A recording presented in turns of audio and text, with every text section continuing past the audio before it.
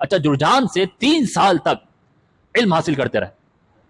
جب واپس آ رہے تھے تو روبری ہو گئے، ڈاکو نے حملہ کر دیا کاروان پہ، اور جن ڈاکو نے حملہ کیا وہ سب کچھ لوٹ رہے تھے. اور امام غزالی علیہ رحمہ نے 3 سال تک جو نوٹس بنائے تھے علم دین کے، صرف و نحو کے، علم فقہ کے، اصول فقہ کے، تفسیر کے، حدیث کے، وہ سارے کے سارے نوٹس کے جو پیپرز تھے، جو بکس تھیں، وہ آپ کے پاس تھیں.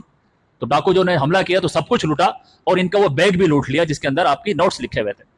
تو امام غزالی علیہ رحمہ کی آنکھوں میں آنسو آ گئے اور روتے ہوئے کہتے ہیں کہ تو نے سب کچھ لوٹا ہے، مگر میں تجھے خدا کا واسطہ دیتا ہوں یہ نوٹس مجھے واپس کر. اس نے کہا نہیں، ہم جو لوٹ لیتے ہیں واپس نہیں کرتے، ہم جو لوٹ لیتے ہیں واپس نہیں کرتے. امام غزالی ڈاکو کے سردار کے پاس گئے اور جا کر اس کو کہا کہ میں نے بڑی محنت سے 3 سال علم سیکھا ہے، اور ان 3 سال میں جو کچھ سیکھا ہے اس کو میں نے نوٹس بنا کر رکھے تھے، اور تم نے یہ بھی مجھ سے چھین لیا. ایک چھوٹی سی ریکویسٹ کر رہا ہوں، یہ مجھے واپس دو.